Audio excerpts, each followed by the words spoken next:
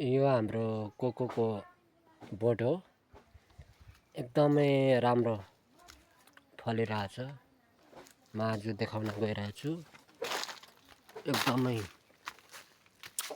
राम्रो फल दिइरहेछ। हेर्न सक्नुहुन्छ माथिसम्म छ। एकदमै ठुलो हेर्न सक्नुहुन्छ ठुल्ठुलो छ। एकदमै राम्रो। यो चाहिँ इन्डियाबाट ल्याएको हो। यो चाहिँ इन्डियाबाट बिउ ल्याएको हो। यो राम्रो खालको एकदम राम्रो क्वालिटी। यसलाई चाहिँ कोको भनिन्छ। अझै फुलिरहेको चाहिँ यो चाहिँ वर्षमा 2 खेप फल्छ।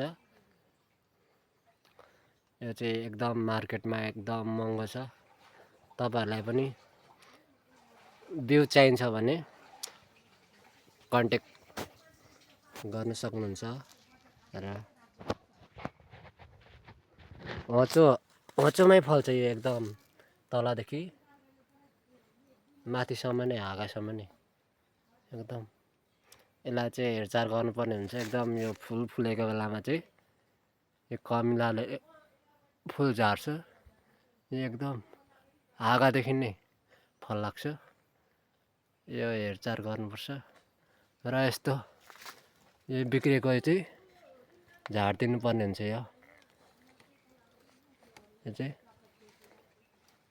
सफा गरिदिनु पर्छ। यस्तो छ भने चाहिँ सफा गरिदिनु पर्छ। बिग्रेको